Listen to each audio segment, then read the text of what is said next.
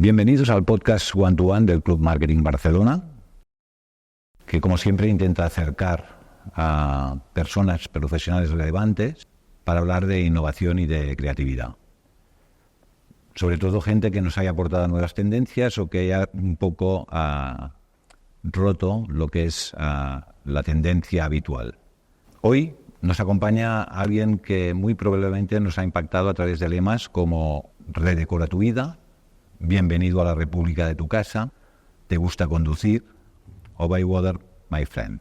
Seguro que sabéis de qué marcas hablamos y seguro que también sabéis quién es el tipo que escribió estos anuncios, como él a veces dice que es a lo que se dedica, que en una encuesta del año 2000 fue escogido el mejor publicista del siglo XX por la revista Anuncios, si no me equivoco. Pero en el fondo era una encuesta a profesionales del sector. Hay que añadir que es el siglo pasado, ¿eh? Pero está aquí, desde hace 2 días. Bienvenido, Toni Segarra. Gracias por aceptar la invitación. Muchas gracias por invitarme y por pensar que todavía tengo cosas que decir.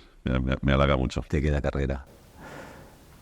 Empezamos por el principio. ¿Qué quería ser Toni Segarra de pequeño? A ver, yo siempre lo explico así. Yo tenía una vocación ficticia imaginaria que era la escritura, ¿no? Yo me imaginé un futuro de Premio Nobel de Literatura completamente falso, porque la verdad es que escribir me aterra de una manera profunda. Pero bueno, me lo creí durante un tiempo y mientras tanto, de una manera más o menos casual, me metí en publicidad, con la que era una profesión con la que era muy feliz, hasta que un día se me reveló, tuve la epifanía de que esa era mi vocación real.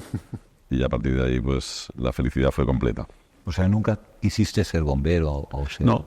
¿No? No, que no sé, igual de pequeño sí, pero no recuerdo. Pero básicamente en cuanto decidí que quería ser mayor, decidí que quería ser escritor, no sé por qué. Recuerdo que me deslumbró bastante 100 años de soledad a los 15 años, cuando lo leí. Supongo que tiene que ver con eso, con la idea de la posibilidad de construir una obra así fascinante, ¿no? Repasando los inicios, hemos mirado un poco de hemeroteca para situarnos, los encontramos en SIL. Sí. Curiosamente, coincidimos en esto, venimos de familias de impresores. Mira. ¿Cuánto hay de olor a tinta en tu carrera? Mucho, visto con distancia, mucho. O sea, hay que pensar que una imprenta de los años 70, 80 era medio una agencia, es decir, los clientes encargaban un catálogo y encargaban las fotos, los textos, la idea del catálogo, es decir, que era casi como una mini campaña, ¿no? Y de hecho, a mi padre siempre tuvo una cierta vocación publicitaria, le interesaba la propaganda, incluso era estudioso, luego encontré libros de Luis Izquierdo, por ejemplo, entre su biblioteca. Y tenía un estudio que la imprenta se llamaba SIL, y él con esta vocación, así lo había hecho independiente, se llamaba SIL Art. Y Paco, mi hermano mayor, que tiene una gran capacidad para la comunicación, estrategia e incluso para la dirección de arte, se había hecho como, no sé, el heredero del estudio, ¿no? Y yo, como él se suponía que era el escritor de la familia, pues hubo un momento en que el tipo necesitaba a alguien que le escribiera catálogos. Un copy y me pagaban por ello, me pagaban muy bien, en una época en que yo no necesitaba nada más que salir a tomar copas, y empecé a escribir. Me gustó mucho, me lo pasé muy bien, me resultaba fácil, y bueno, eso fue el inicio de una carrera. Pero sí, o sea, iniciamos en la imprenta, claramente. Sin esa imprenta y sin esa vocación, yo creo que paterna, no sé si hubiera entendido tan claramente que yo quería ser publicitario, ¿no? Era la época de Rodergas con el Sin Burbujas, o esta época de... Sí, yo los primeros anuncios que recuerdo que me impresionaron era el inicio de MMLB. Vale.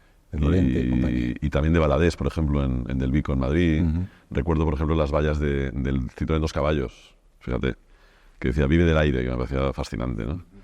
Ya me gustaban los conceptos, que es una cosa que luego ha sido obsesivo, sí. A pesar de todo, estudiaste filología hispánica. Sí, por la cosa esta de ser escritor. Pensé que... Pero eso ya era de mayor, que insistías en intentar... Sí, digamos, la caída del caballo me pasa como a unos... No sé, yo me casé a los 22, la caída del caballo me la provocaba mi mujer, un día harta de escucharme decir todo el día que es que no tengo tiempo de escribir, estoy todo el rato trabajando en publicidad. Y me dijo, mira, ya está bien, o sea, nos vamos a vivir a casa de tu padre, a donde sea, me pongo a currar yo porque ya se había tomado un tiempo sabático y te pones a escribir. Y me entró un terror. O sea, me di cuenta de que no tenía la menor intención de escribir, que era simplemente una pose para las noches de copas, ¿no? Y hasta ya acabó. Pero sí fue en torno a los 25 o 26 años yo diría que yo estaba trabajando en publicidad, estaba trabajando con gran felicidad. Sí, sí. ¿Y pudiste Entonces hice la carrera por eso, porque pensé que me iban a enseñar a escribir. No me enseñaron a escribir, porque no, la carrera no es para eso, pero sí te enseñan a leer, que me parece que ha sido muy útil, porque yo creo que lo que yo hago realmente es leer. O sea, al final leer es analizar un entorno complejo y tratar de entender qué idea hay detrás, ¿no? Si es que la hay. Yo recuerdo que había un cardenal muy amigo de Ratzinger. Ratzinger era un intelectual de un nivel extraordinario y desayunaba con intelectuales, ¿no? Y había un cardenal amigo suyo que leía mucho y que decía que él trataba siempre de buscar la idea que subyacía en algún libro. Dice que en la mayoría de los libros no había ninguna, ¿no? Pues eso es muy probable. Pero en el fondo, ¿la filología te sirvió para la publicidad? Sí. Yo creo que buena parte de yo creo que si algo hago bien es analizar y sintetizar. Eso es además es lo que más me gusta. Creo que eso procede, o por lo menos lo entrené bien y lo trabajé bien en la facultad. Luego también creo que cualquier carrera de humanidades te da una cierta perspectiva global, una cierta distancia, que me parece que para la publicidad es fundamental. Porque a nosotros, yo me he dado cuenta con el tiempo que lo que compran los clientes de nosotros es la lejanía de su marca, la lejanía de su día a día. Es decir, el no ser especialistas en nada, realmente, ¿no? Más que en todo caso en comunicar, ¿no? Entonces esa visión global del mundo, ¿no? Te la dan las humanidades, ¿no? Ser observador un poco de... Sí. Al final somos un poco terapeutas, ¿no? Es decir, nos pasa a nosotros como personas que estamos... O sea, tú eres el peor indicado para indicarte lo que tienes que hacer y... Entonces, pues necesitas esos médicos, terapeutas, amigos, ¿no? Que te digan, no, yo a ti te veo así, tú eres asá, ya sé que no te das cuenta, pero lo que haces mucho es esto. Entonces, muchas veces con las marcas nosotros lo que hacemos es eso, es decir, ponerles un espejo delante que les recuerda, de alguna manera, quién son y hacia dónde van, ¿no? Que en el día a día de una compañía grande, sobre todo, se puede despistar. Y, por ejemplo, en procesos como los actuales, es decir, procesos de transformación digital, de transformación tecnológica, ahora entramos en uno nuevo con la inteligencia artificial, a menudo, digamos, la necesidad de adaptarse a esos avances tecnológicos te hace olvidar quién eres. Yo me imagino, por ejemplo, ahora el debate que deben tener las marcas de coches, ¿no? Que están tratando de ver, digamos, qué tipo de coche van a vender en el futuro, cuando en realidad eso no les diferencia en absoluto. O sea, no construir ninguna marca. Es como si ahora los coches de gasolina, o sea, lanzáramos un coche y dijéramos, es de gasolina, ¿no? Gasolina, o sea, que el coche sea eléctrico, dentro de 5 años no será ninguna diferenciación. Y en cambio veo a las marcas muy obsesionadas en decir eso, que en realidad no les añade ningún valor, ¿no? Va a ser una obligación. Y la transformación digital, por ejemplo, ha sido un elemento uniformador de marcas extraordinario. Por ejemplo, ahora que estamos en un banco, pues para la banca, por ejemplo, ¿no? O para los viajes, ¿no? Y en cambio, yo creo que se ha olvidado. Son procesos en los que de pronto uno olvida muy fácilmente quién es, ¿no? Hacia dónde va. Y estamos ahí para recordarlo. Sí. No, de hecho lo que has dicho es real. ¿Y no te pasa que... o no te ofende el hecho de que en muchas empresas el publicista es para ellos un personaje que solo hace estos anuncios y que no tienen que intervenir ni intervienen en la estrategia? A mí sabes que llevo 7 años desde fuera de la agencia porque sentí que la agencia me estrechaba. Mientras digamos el spot fue el elemento fundamental de la construcción de la estrategia de una marca, pues yo era feliz, porque hacer spots es muy divertido y se me daba bien. Entonces, pero yo a mí lo que me gusta hacer es estrategias y conceptos y trabajar el negocio de la marca. Yo creo que la marca, cuando se construye bien, es un valor añadido en términos de dinero fundamental, ¿no? Entonces, digamos, salí hace 7 años precisamente porque sentí que nuestro negocio estaba teniendo una deriva extraña. Cuando salí, lo que más me sorprendió es que yo pensaba que había estado trabajando toda la vida en creatividad y me di cuenta de que había estado trabajando en servicios. En estrategia. En servicios. Yo creo que una agencia hoy para los clientes en general es una empresa de servicio. Y el servicio es más fundamental que la aportación que puedes hacer de valor. De hecho, me sorprende que estemos empezando a cobrar horas hombre. ¿Desde cuándo lo nuestro ha tenido que ver con las horas hombre? A mí se me puede ocurrir, te gusta conducir en media hora en un bar tomando un café y no voy a cobrar media hora por eso. De hecho, recuerdo que cuando salimos de BMW, el Ignacio Fernando Simal, el director general, que fue el genio que nos llevó a hacer esas campañas, porque los genios son los clientes, al final. Bueno, es el binomio, ¿no? Bueno, pero son los que al final se la juegan. Él nos decía, por mucho que os pague BMW y os ha pagado bien, nunca os devolveremos lo que habéis construido.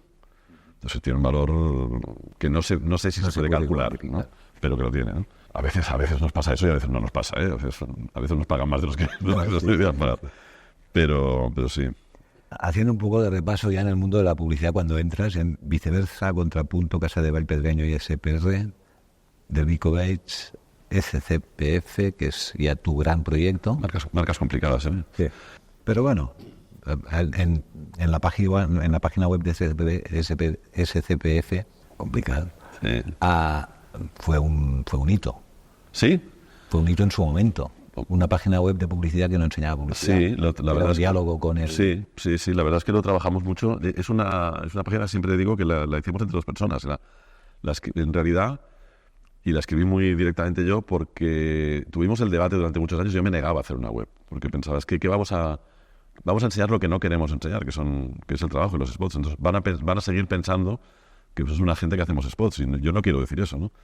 Entonces acabamos con esta solución, que no sé muy bien si fue una solución correcta o no, pero que fue una reflexión muy profunda sobre quién éramos, ¿no? Pero sí que marcó un punto de inflexión. Me alegra que me lo digas porque nos costó. En los que no lo hicimos, estoy seguro, porque fue un poco mirarte al espejo, ¿no? Decir, yo haría esto, que ya no lo puedo hacer porque ya lo han hecho, pero realmente te identificas mucho con el... El otro día vi una, a ver, no parecida porque no se parece en nada, pero que tiene un poco el mismo eje, que es la de Love From, que es la compañía que ha montado Jonathan Ive, Johnny Ive, el que fue jefe de diseño de Steve Jobs y de Apple, ¿no? Sí. Creador del iPhone y tal. Y la web es simplemente un texto en el que resume básicamente, oye, somos gente muy apasionada, un colectivo de arquitectos, antropólogos, diseñadores tal, nos gusta mucho lo que hacemos, hemos hecho cosas en el pasado, ni siquiera las dice, se supone que ya... Si quieres ya lo buscarás. Nos gusta el craft, nos gusta hacer las cosas de una manera excelente y aquí estamos. Ya está. ¿Qué vas a contar? ¿No? Supongo que la gente que está interesada en Antonio Segarra lo puede buscar en Google. Sí, porque si buscas en Alegre Roca, hay el logo y un mail. Sí, claro. Un mail.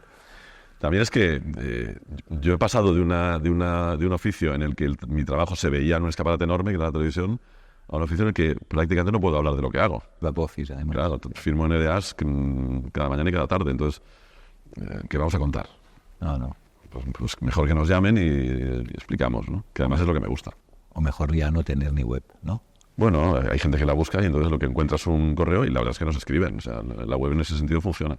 Hablando de los años estos en que estuviste trabajando en publicidad antes de tus propios proyectos o incluso en el tuyo, mirando el mundo de hoy, ¿echas de menos la publicidad como se hacía antes y cómo se trabajaba antes? Y con la profundidad seguramente que se analizaba. A ver, echar de menos.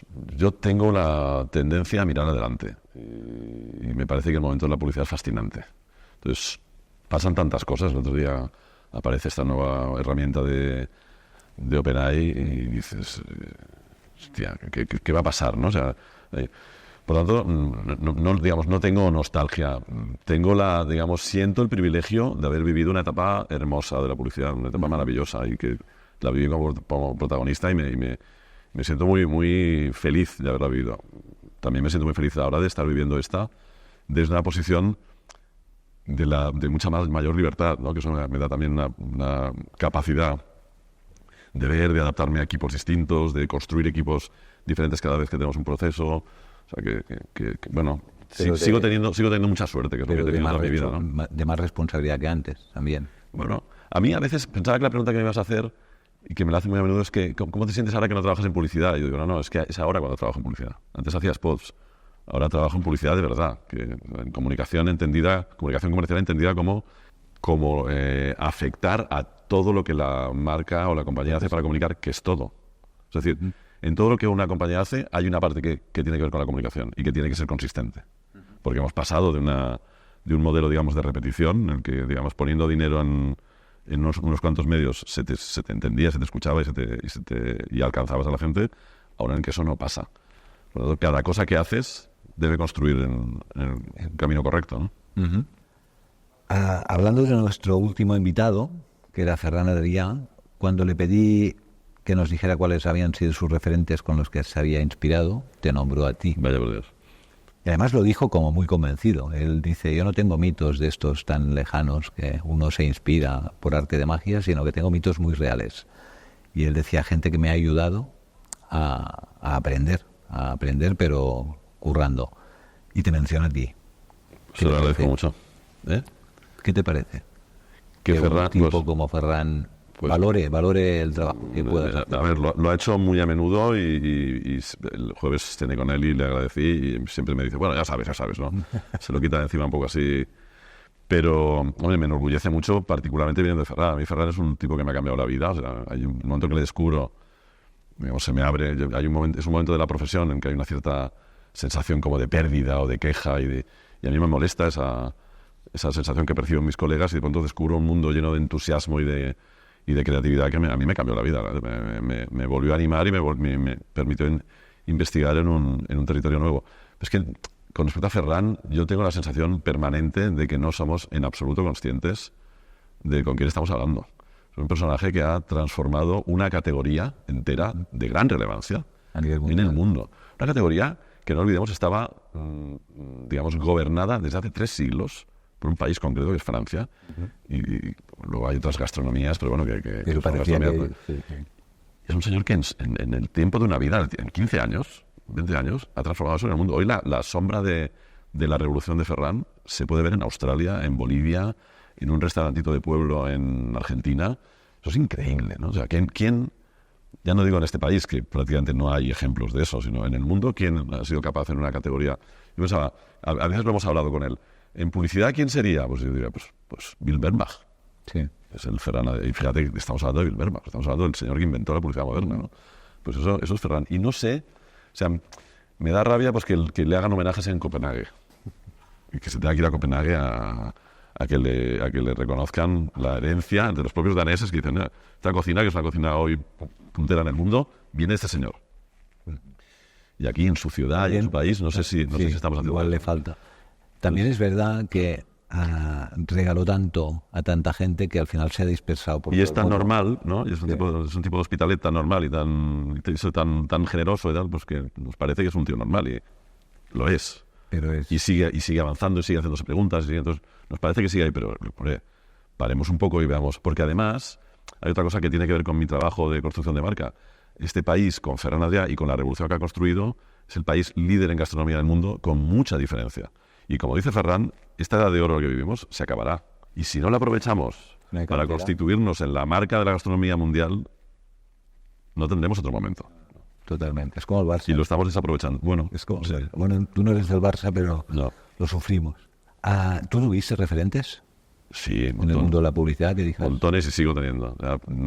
Tengo 2 socios, Frankie Puig y Josep Torres, de 31 y de 28 años, con los que me siento muy honrado de trabajar y que a mí me parecen referentes, porque yo lo que ahora trato es de entender lo que está pasando y estoy lejos de entenderlo porque estoy lejos de ser un nativo digital.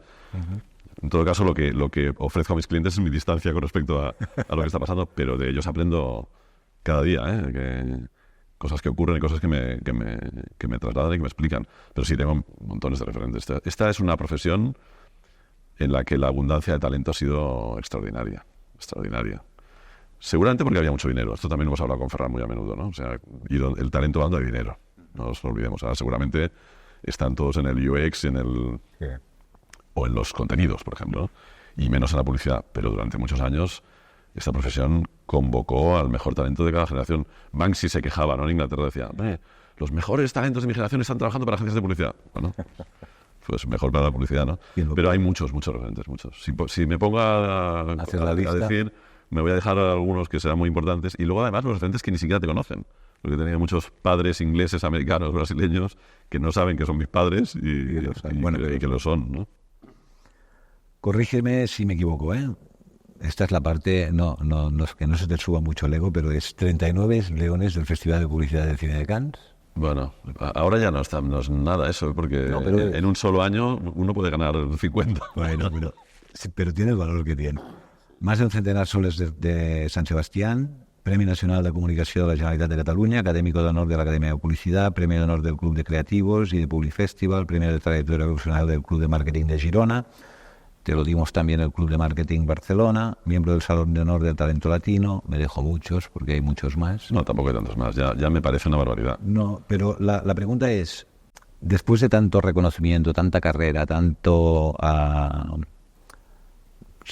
reconocimiento, por un lado, ¿te queda motivación? Para empezar, estoy muy agradecido y muy abrumado. O sea, nunca pensé que iba a tener este reconocimiento y nunca lo busqué, y tenerlo hasta te diría que me avergüenza un poco, porque noto mucho cariño y mucha admiración que yo francamente no sé muy bien qué he hecho. O sea, yo no soy Ferran Adrià, he tratado de hacer bien mi trabajo, un trabajo que ya existía y que... Seguramente os parecéis más de lo que tú crees. Bueno, lo agradezco mucho, pero... y la motivación es que yo soy un obseso enamorado de mi profesión. Y como en cualquier profesión, pero en la nuestra mucho, están pasando todo el rato cosas. Entonces, no sé, a mí meterme dentro de una compañía, que me cuenten quién son y a dónde quieren ir y que les pueda ayudar, me sigue pareciendo una de las cosas más excitantes que se puede hacer en la vida, ¿no? Aparte, yo creo en la empresa, yo creo en el capitalismo como generador de riqueza y de redistribución de riqueza. Es decir, yo me creo, francamente, lo que hago. Uh-huh. Creo que estoy trabajando en el lugar correcto. A ver, tengo 3 hijas jóvenes que me dan mucha caña en ese sentido. Me dicen que soy el bueno de los malos. Pero yo creo que estoy en un lugar interesante de la economía y del país, ¿no? y del mundo, ¿no? Yo estoy en el negocio de la construcción de valor, ¿no? Y me parece que cuanto más valor construyes, más valor se redistribuye. Si se hace bien, es verdad que todo se puede mejorar, desde luego, pero creo que estoy en un lugar que tiene relevancia y en el que tengo la suerte de que me permiten trabajar en proyectos muy interesantes, ¿no? O sea que, ¿cómo voy a perder la motivación? Al contrario, cuando os aburráis de mí, pues ya me lo decís, pero... Con lo cual, mientras tanto... Es vocacional totalmente. Sí. Yo a veces pienso que incluso desde la enfermedad. O sea, a veces pienso que es un poco patológico. Bueno, yo creo que la es gente demasiado. que es vocacional suele ser patológica. Sí, es verdad. ¿Le ha faltado o le falta, tú crees, esta parte de pasión y de vocación lo digo porque al final se convierte más en un tema de transacción económica todo que no en... Yo creo que la universidad y las carreras son muy útiles y muy lejos de mi ánimo criticarlo, pero es verdad que cuando construyes una carrera de publicidad, fabricas mucho licenciado que no sé si se ha acabado de plantear si esa es su pasión real. Y este es un oficio muy complicado para trabajar sin pasión, muy duro para trabajar sin pasión, muy duro. Y ahora yo creo que incluso más que antes, ¿no? Entonces, estoy de acuerdo en que ha dejado de ser un oficio estrictamente vocacional. Hay gente que sí, pero hay mucha gente que no está trabajando feliz en el oficio. Y eso es una faena. Yo particularmente añoro gente como Carlos Rolando, que ya no está, o como que en cada trazo era con... Y esta es la parte que yo creo que nos estamos perdiendo un poco, ¿no? Pero... Es verdad, cuando hablas de Carlos, que también fue mi maestro, yo me lo llevaba a comer y me daba lecciones maravillosas. Sí echo de menos una más allá de la vocación, una voluntad de conocer el oficio, de conocernos a nosotros, de edificar sobre la historia, por ejemplo, de lo que hemos hecho. Anteayer hablaba con Carlos Pérez, un creativo argentino increíble, con el que he tenido la suerte de colaborar ahora en un proceso. Y él me decía, llega un momento, es decir, no, a un arquitecto, a un estudiante de arquitectura, le mencionas a Le Corbusier y sabe de quién estamos hablando. Le mencionas a Mies van der Rohe y sabe de quién estamos hablando. Todo un chaval le mencionas a Paul Rand o a Joe Sedelmayer o a Joe Pitka o a Lee Clow y no saben de quién estamos hablando. Ya a duras penas saben quién es Tony Segarra o Luis Casadevall. Es decir, claro, ¿cómo puedes construir un oficio sin remitirte? Es que de hecho yo creo que todavía no somos un oficio. Creo que todavía somos una caricatura de oficio. Volvamos al sueño de la escritura. Venga. 2009 publicas Desde el otro lado del escaparate, sí, dedicado al mundo del que trabajas, ¿no? El sí, mundo de la publicidad de algún modo. Y en 2022, y me quedaré aquí, se publica La interrupción, que es el diálogo entre Poe y tú, que además yo creo que es un diálogo muy en positivo con dos visiones muy antagónicas a la vez, ¿no? ¿Qué aporta este libro a la profesión? ¿O qué queríais aportar con este libro? Bueno, es una idea de Edu que me la plantea y me sentí muy honrado de que alguien que para mí es un referente de la nueva publicidad, de la publicidad digital y además un referente del buscador. A mí me parece que Edu es el tipo que se ha pasado la vida buscando y que sigue pasándose la vida buscando, ¿no? Que es algo que yo admiro profundamente, ¿no? Y probando, y ha estado en todos los sitios y estuvo en realidad virtual, estuvo en todas partes, ¿no?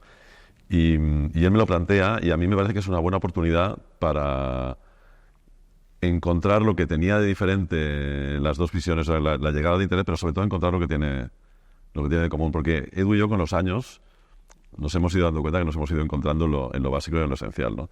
Entonces yo creo que eso es una charla lo más sincera y honesta posible entre dos personas que se quieren, que representan dos generaciones y dos edades distintas de la publicidad y que tratan de, sin llegar a muchas conclusiones, tratan de reflexionar sobre ello. Entonces, me parece que hay gente que me dijo que era como asistir a la conversación, me decía, es como si yo estuviera comiendo solo y en la mesa de al lado estuvieseis vosotros dos y me he pasado toda la comida escuchando lo que hablabais y me lo he pasado muy bien. O Pues la transcripción de un diálogo que ocurrió de verdad, ¿no? Sí. Que demuestra, has dicho el primer libro y demuestra que yo no escribo. Es decir, el primer libro es una recopilación de artículos y este segundo es una conversación. Es decir, yo no me veo capaz de ponerme a escribir 200 páginas No sabría ni ordenar mis pensamientos. Bueno, seguramente porque no tienes tiempo también. No, y porque me costaría mucho. Ahora escribo una vez al mes un artículo de opinión en La Vanguardia y un artículo de gastronomía en La Vanguardia y no sabes lo que me cuesta escribir 400 palabras. O sea, tengo que mandar el artículo porque lo tengo que mandar un día concreto, pero no sabes lo que me cuesta hacer el send.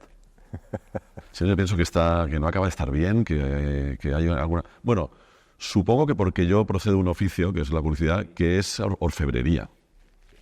Entonces nosotros hacemos 30 segundos y en esos 30 segundos cada milisegundo te lo miras, ¿no? Y ves los fallos, y ves los errores. Entonces yo creo que tenemos una mirada como de joyero, ¿no? Entonces, claro, ves un articulito de 400 páginas y le ves todos los errores, ¿no? Has sacado tú el tema y también quería sacarlo. ¿Te gusta más la publicidad o la cocina? No, me gusta, a ver, como trabajo me gusta la publicidad. Yo creo que cocina es como placer en la vida, indudablemente la cocina. Yo digo siempre que trabajo para comer. ¿Trabajas para comer? Trabajo para comer, sí. O sea, seguramente yo creo que es una disciplina artística, sin lugar a dudas. Desde luego, después de Ferran, es una disciplina artística, porque Ferran, una de las aportaciones de Ferran es enseñar a la gente que los ingredientes son un lenguaje, ¿no? Y que ese lenguaje sirve para contar cosas, ¿no? Pues quizás la disciplina artística yo creo que más me interesa y que mejor está en este momento en el mundo viviendo en España. Es decir, hoy tenemos la posibilidad de ir a los mejores museos del mundo de gastronomía. 2007 te embarcas en Alegre Roca. Sí. Los proyectos que hacéis ahora son... 2007 no puede ser, hace 7 años. 2007, 2017, puede ser, 2017. Dejas la agencia y te embarcas en crearla. ¿La intención tuya cuando dejaste la agencia ya era embarcarte en un nuevo proyecto o querías tomar distancia del mundo de la publicidad? Quería salir de la agencia, me sentía muy oprimido y me sentía muy oprimido y muy cómodo, que son dos cosas que me molestan mucho, porque no siento que estoy avanzando, aprendiendo, haciendo cosas que me interesan. Intentamos por todos los medios que nuestros propietarios, que el grupo WPP, nos permitiese transformar la agencia en lo que creíamos que tenía que ser una agencia contemporánea. Entiendo sus motivos, porque entiendo que habían comprado una agencia de publicidad y querían que siguiéramos siendo una agencia de publicidad tradicional. Y entonces tuvimos que salir Luis Cuesta y yo, para básicamente recuperar la libertad, recuperar la posibilidad de decir que no, que es una cosa que yo había perdido. Yo sin poder decirle que no a un cliente o sin poder llevar la contraria, no sirvo para nada. O sea, no tengo la menor utilidad. Entonces, en un primer momento, digamos, nos colocamos en una posición de libertad. Luego, con el tiempo, hemos ido descubriendo... Al principio era con una mentalidad muy abierta de, bueno, estamos aquí a disposición de las marcas para ver qué hacemos. Y nos llamaron marcas y nos llamaron productoras de contenido, nos llamaron consultoras, nos llamó mucha gente, escuchamos mucho, hablamos mucho, hicimos un poco de terapia nosotros mismos y al final acabamos construyendo una especie de modelo lo llamamos consultora por llamarlo algo, a pesar de que nos parecemos poco a una consultora, porque vamos más al grano, me temo, que las consultoras. Pero lo que hacemos es, digamos, integrarnos un poquito durante un tiempo en una marca para tratar de ayudarla, sobre todo en trabajos de posicionamiento, reposicionamiento, de construcción de identidad, o aunque solo sea, a menudo rebotar para, oye, me gustaría refrescar qué soy y a dónde voy, ¿no? Y luego, ahí me reencuentro, digamos, con mi pasado maravilloso, pues a menudo me toca, o nos toca, pero sobre todo a mí, pues supervisar procesos ejecucionales en los que no queremos estar, no queremos tener equipo de eso. Porque a veces el proceso ejecucional pues son spots, pero a veces es la creación de un contenido o rediseñar tiendas. Yo qué sé, nunca sabes por dónde tienes que comunicar, o cambiar la identidad corporativa de una compañía, por ejemplo, o cambiar el packaging. A veces el elemento fundamental de la construcción de valor de una compañía no sabes cuál es hasta que no estás dentro y no lo vives. Y no lo descubres, no lo decides, ¿no? Siempre preguntamos al invitado anterior que haga una pregunta al siguiente. En este caso, Ferran Adrià nos pregunta, a ver si le puede responder, ¿cómo de importante es la calidad en el marco del marketing y la innovación? Mucho. Entendiendo calidad, yo lo entiendo por excelencia. Siempre utilizo una metáfora futbolística, porque el fútbol da para mucho, que yo creo que yo creo que en el marketing lo importante es el resultado. Es decir, cuando me dicen, ¿qué diferencia hay entre la buena y la mala publicidad? Pues la mala publicidad es la que no vende, y la buena es la que vende, y la que construye, y la que crea valor. Por lo tanto, eso es inevitable, como en el fútbol. O sea, en el fútbol hay que ganar los partidos. Hay equipos que, además de ganar los partidos, deciden hacerlo de una manera determinada porque tienen un respeto hacia el público, creen que el público ha pagado la entrada, o lo que sea, porque tienen respeto hacia sí mismos, y tratan de hacerlo de la manera más estética, como quieras llamarlo, digna. Yo creo que en mi oficio es parecido, es decir, que más allá de cumplir la misión para la que nos han contratado y nos han pagado, hay en la publicidad y en la oportunidad y en el privilegio de hablarle a la gente, hay también la oportunidad de regalarles algo más, de aportar algo más, que yo creo que además eso es beneficioso para la marca siempre, ¿no? Uh-huh. Y aportar un poquito de belleza, un poquito de sensibilidad. Y yo no sé si la pregunta va para aquí o no, pero entendería la pregunta sobre la calidad en ese sentido. Es decir, yo sí soy un obseso de la excelencia, de la búsqueda de la excelencia en el craft, en el aspecto, en que la marca traslade coherentemente que es una buena marca. Y a raíz de esta, yo le añadiría, ¿te has encontrado con marcas que son capaces de comunicar de una manera excelente y esto no se traslada luego al día a día de la acción de la marca en la calle, en el... Sí, muy a menudo. A menudo nos ha pasado que la marca nos ha dicho, nos gustaría mucho parecernos a los anuncios, pero no lo somos, no hemos llegado ahí. Es verdad que, y eso es un error de la comunicación. Así que, sí, porque a veces, muy a menudo, tendemos a percibir lo que queremos que la marca sea. Y cuando hablo en plural, hablo el cliente y la agencia, ¿no? Es decir, en la medida que proyectas, porque nuestro es un trabajo estratégico y por tanto de largo plazo y de larga mirada, pues a menudo acabas comunicando lo que la marca quiere ser y no tanto lo que la marca es, que está bien, pero tiene que ser una combinación de más cosas. Cuando lo que la marca quiere ser está muy alejado y por tanto lo que prometes a la gente está muy alejado de lo que la marca es en ese momento, se produce un conflicto. Y sí, eso nos ha pasado alguna vez y es desagradable porque... Un poco frustrante, ¿no? Sí, porque muchas veces sentimos que hemos encontrado la manera de explicar esa marca, pero no el momento, ¿no? Y es una faena, ¿no? A veces... Pero bueno, eso también te hace pensar en la dificultad de ese trabajo, ¿no? Que es un trabajo de mucha exactitud, ¿no? Que al final la publicidad puede ser el generador de un cambio que va mucho más allá del anuncio, ¿no? En los departamentos creativos ocurre, por ejemplo, y eso yo lo aprendí y lucho contra eso, porque me pasaba en un principio, que es que normalmente, como vas pensando en campañas, piensas primero en la campaña pedagógica, la campaña didáctica, la campaña que va a explicar el concepto, y luego empiezas a pensar en las siguientes en el mismo proceso, ¿no? Y como son mejores, porque una vez ya has establecido, digamos, las bases, que esos suelen ser anuncios muy PowerPoints, ¿no? Muy didácticos, digamos, el truquito se hace más inteligente y más brillante. Cuanto más avanzas, a menudo hacemos la campaña del tercer año. Eso ocurre. Y eso hay que testarlo mucho, no digo con focus group y con investigación, que también, sino que hay que testarlo mucho dentro de la gente. Es decir, vamos a ver... cuando empezamos a pensar, habíamos pensado esto, ¿por qué nos hemos ido a parar allí, ¿no? Pues porque es más agradable, porque para un creativo es más fácil construir a partir de elipsis o a partir de mensajes, digamos, ya reconocibles, ¿no? Sí, y que genera una percepción en el usuario que a veces es como un poco irreal. El momentum, y no sé por qué lo decimos en latín, pero siempre lo decimos así, es fundamental, ¿eh? Es fundamental en general, en las carreras, en las marcas, y tanto no llegar como pasarse es un problema. Recojo también la pregunta que en su día Genís hizo a Ferran, más que nada porque la vamos a incorporar como fija, porque es interesante, que es algo así como, ¿qué crees que es más determinante para la innovación, la genética o la necesidad. Y para ahondar un poco en lo que quiere decir, dice, ¿son más importantes tus características o las características de un problema? Ya. Entiendo que para el innovador, no tanto Sí. para la innovación. No, yo creo que la necesidad va primero siempre. O sea, yo creo que a nosotros nos pagan por resolver problemas. Y si no hay problema, yo, por ejemplo, no sabría ni cruzar la calle. No. Otra cosa es que uno tenga una predisposición natural o un talento natural a eso, a analizar, a resolver problemas, a vender. Hay gente que tiene el talento natural de vender. O sea, yo creo que los mejores expertos en marketing que me he encontrado en mi vida son gente que no es consciente de ¿Qué está vendiendo?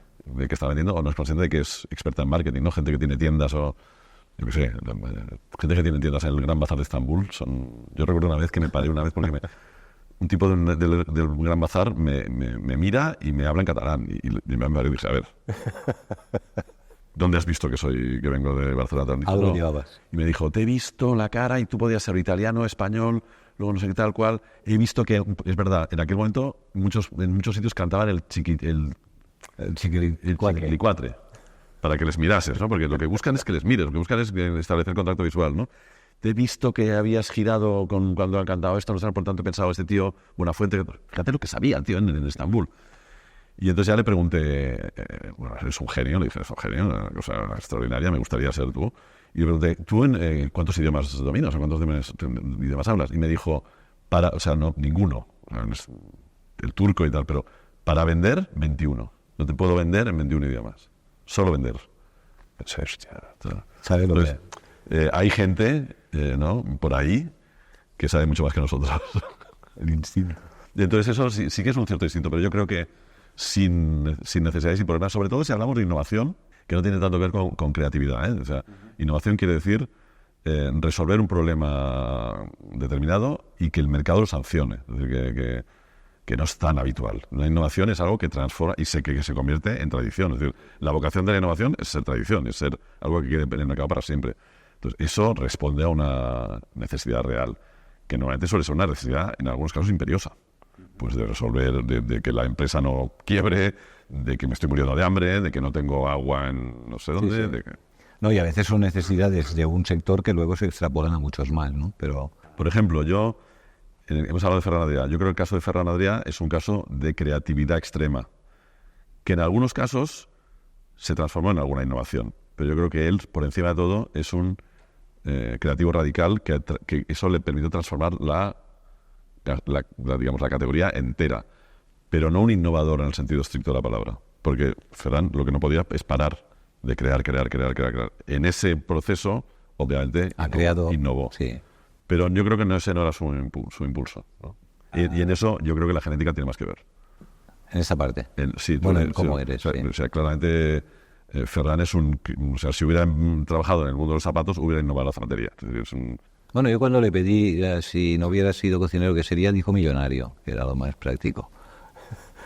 Yo creo que también es verdad que ese carácter expansivo que hemos visto luego de Ferran, yo creo que tuvimos la suerte de que cayera en la cocina, porque la cocina tiene esa cosa disciplinada, casi militar, de concentrarse también otra vez en una joyería, ¿no? Una cosa muy concreta, muy física, ¿no? Y muy de un tiempo concreto, en un momento concreto. Y eso yo creo que hizo que se concentrara toda esta energía expansiva que tiene, ¿no? Sé que el tema aburre un poco ya, pero no puedo dejar de preguntártelo y vamos terminando. Yo estuve en una mesa redonda en que había varios publicitarios de agencias pequeñas y detecté algo que me sorprendió, que es que la mayoría de copies están preocupadísimos por perder su empleo. Y hablábamos de inteligencia artificial, ¿vale? ¿Cuál es tu visión sobre este tema? Que entiendo que la ves muy positiva, entiendo yo en general. A ver, veo poco. O sea, yo creo que el que diga que sabe lo que va a pasar miente como un bellaco o quiere ganarse la vida como consultor de una cosa que todos estamos preguntándonos de qué va. Yo creo que no sabemos nada todavía. Sí tengo la sensación de que es una transformación muy profunda, o sea, del nivel de la llegada a Internet. Es decir, yo creo que va a transformarlo todo de una manera notable que en algunos casos podemos intuir y en muchos casos ni se nos ocurre. Como dice Genís, por ejemplo, habrá un momento en que estará tan instalada en nuestras vidas que ni siquiera ya la llamaremos inteligencia artificial. Será casi pues como el oxígeno, ¿no? Como Internet. Pero sí, y en nuestra profesión va, yo creo que a transformar de entrada Yo creo que el trabajo más desagradable de la profesión, ¿no? Yo creo que hay una enorme cantidad de trabajo que tiene que ver con escribir cosas obvias, banales, ¿no? Pues una oferta, una promoción, un catálogo, no sé qué, que lo va a hacer mejor, más rápido, y yo creo que en ese sentido pues va a liberar a mucha gente de un trabajo cercano a la esclavitud, ¿no? Y lo mismo en producción y lo mismo en, por ejemplo, la compra de medios, ¿no? La compra de medios, que hoy es fundamentalmente acudir a subastas prácticamente, pues eso una inteligencia artificial lo va a hacer mejor y más rápido, sin duda alguna. Entonces, nuestras compañías se van a transformar de una manera que me cuesta entender hacia dónde. Desde mi punto de vista, y yo aquí obviamente barro para mi casa, tengo la sensación de que como la inteligencia artificial no es ni parecida al cerebro humano, porque para empezar no sabemos cómo es el cerebro humano, pues el cerebro humano todavía tiene unas capacidades maravillosas que se van a dedicar, entiendo, a la parte, digamos, más estratégica, más fundamental de nuestro trabajo, que tiene que ver con establecer conexiones. Por ejemplo, no conocemos ninguna inteligencia artificial, ni parece que sea posible que establezca conexiones peregrinas, porque tendría que tener... ¿qué alimentación tendría que tener ese tipo de inteligencia artificial? Ni se sabe, ¿no? Y luego, ¿cómo conseguimos que conecte cosas cómo conecta el ser humano que no sabemos cómo lo hace, ¿no? Entonces yo creo que va a haber un trabajo de crema, digamos, o de arriba, que va a seguir siendo necesario el cerebro humano, y seguramente se va a valorar más. Lo que tendremos es una potencialidad, por ejemplo, yo me imagino un departamento creativo de inteligencias artificiales y, ostras, me excita de alguna manera, ¿eh? Sí. Pero en ningún caso lo ves a una versión 2.0 de un Second Life o de un metaverso o de un... No. No tiene nada que ver. No, yo creo que esto es más profundo. Y más profundo en general, ¿eh? No solo para exacto. Para nuestro entorno. No sé si era con Genís que me lo contaba, no me acuerdo. Alguien me contó y me lo hizo ver y me pareció revelador. La gente que está construyendo inteligencia, por ejemplo, hay una inteligencia artificial que diagnostica tumores de cáncer de mama, por ejemplo, infinitamente mejor que un médico, porque está alimentada con cientos de miles de... Los que han creado esta inteligencia artificial no tienen ni puñetera idea de medicina. O sea, esto no había ocurrido nunca. Es decir, que alguien que no sea especialista en una materia sea capaz de construir una herramienta fundamental para otra materia, para otra disciplina, no había ocurrido nunca. Y esto abre unas posibilidades. O, por ejemplo... Mi segunda hija trabaja en cine. Bueno, pues las posibilidades, está empezando es directora de fotografía, por lo tanto está amenazada, pero está empezando a investigar con herramientas de inteligencia artificial. Y claro, las posibilidades, si hay buenas ideas, al final, otra vez me fastidio utilizar el término, pero va a democratizar el acceso del talento a posibilidades. Estas camaritas que tenemos aquí, o estos móviles que te permiten rodar una peli entera, permiten que alguien que tenga talento, sí, y que tenga ideas, haga lo que antes solo hacías si tenías 200 millones de dólares de producción, ¿no? Totalmente. Eso, cuando yo empecé en la profesión, si querías hacer spots o entrabas en una agencia, no lo hacías. Yo a veces cuando me preguntan los chavales, oye, ¿cómo está el mundo? Pues ahora puedes hacer un spot en tu casa. Sí, de hecho lo haces. Totalmente. ¿No? Terminamos con un cuestionario rápido y de respuesta rápida. Venga. ¿Para ti es válido el método de prueba-error? Es el único posible. ¿La mejor virtud para un joven publicista que se quiera incorporar a este oficio? Vocación. ¿Eres más de jugar bien o de ganar el partido? Procuro jugar bien. No siempre se consigue. ¿Tu mejor anécdota? No tengo muchas anécdotas, pero la de esta que te contaba, de estar haciendo la cama con mi mujer, siendo pesado con que quería escribir y que de pronto me revelase en un minuto que yo no era escritor. ¿Algo que no volverías a hacer? Tengo la sensación de que he tenido una vida muy afortunada y muy maravillosa, y algo he debido hacer bien cuando he tomado las decisiones, así que seguro que he cometido muchos errores, pero me han servido para progresar. ¿Y algo que te gustaría hacer que no hayas hecho? Pues, por ejemplo, haber trabajado en Estados Unidos en publicidad, o en Inglaterra, sí. Pero ahí prioricé, y lo sigo priorizando, prioricé lo personal y lo familiar, y por lo tanto no me arrepiento en absoluto, pero tengo curiosidad por saber qué hubiera sido trabajar en Wieden Kennedy o en Fallon McElligott en la época que yo les idolatraba, o con David Abbott. ¿Cuál crees que es el mejor descubrimiento de la humanidad hasta hoy? Mejor descubrimiento. El descubrimiento del otro, y de que junto con el otro podemos hacer cosas, ¿no? Este es bueno, ¿eh? ¿Cuántas horas al día trabajas? Muchas. O sea, Muchas no es un número. Yo distinguiría todas. Yo distinguiría un trabajo concreto, es decir, reuniones, encargos, tal, y luego yo me di cuenta que estoy todo el rato trabajando y es muy agradable, ¿eh? Pero cuando tengo un problema de una marca en la cabeza, casi todo lo que leo, casi todo lo que veo, que tiene alguna posibilidad de ser utilizado, te hace pensar, por tanto, digamos que estoy permanentemente conectado, pero esta es la desgracia y la maravilla de la vocación, ¿no? ¿Tu profesión es un hobby? No, es una profesión, pero... ¿Podría ser un hobby? No, yo creo que un hobby es otra cosa, no. Es una profesión, pero una profesión que me gusta mucho, sí. ¿Pedir permiso o pedir perdón? Yo soy más de pedir permiso porque soy una persona tímida, pero creo que a menudo es más útil pedir perdón. ¿Mar o montaña? Mar. ¿Marca Barcelona? No creo que sea una marca. Creo que Barcelona es una ciudad, como una persona o como un país, y es una entidad de una enorme complejidad. Una marca es una simplificación y me parece feo decir que Barcelona es una marca. Otra cosa es que Barcelona, en algunos aspectos, pueda construir una marca, por ejemplo, debería poder construir la marca del mejor destino gastronómico del mundo ahora mismo, que lo es, y no la construye. ¿A qué dedicas el tiempo libre? A comer. ¿Poco que te queda? ¿A comer? A comer, a leer y a estar con amigos y familia. ¿Y al fútbol? Con la gente que quieres, vamos. Fútbol, ni voy al campo, ni casi veo los partidos, porque sufro mucho. Y el español es una máquina de hacerte sufrir. ¿Un lema para mejorar el mundo? Miremos al otro. Y ahora te pido 3 cosas, que sé que alguna me dirás que no lo sabes. ¿Una virtud? Bueno, creo que sintetizo bien. Ferran siempre dice, el Segarra, hemos estado hablando todos 2 horas y al final le preguntas a él y te resume en una frase lo que ha pasado. Yo no sé cómo lo hace uno. Creo que sí tengo un poco esa habilidad. ¿Un defecto? Pues igual que la vocación, ¿no? Dedicarle tantas horas a una cosa que tampoco es tan importante. Y terminamos con la última, un deseo.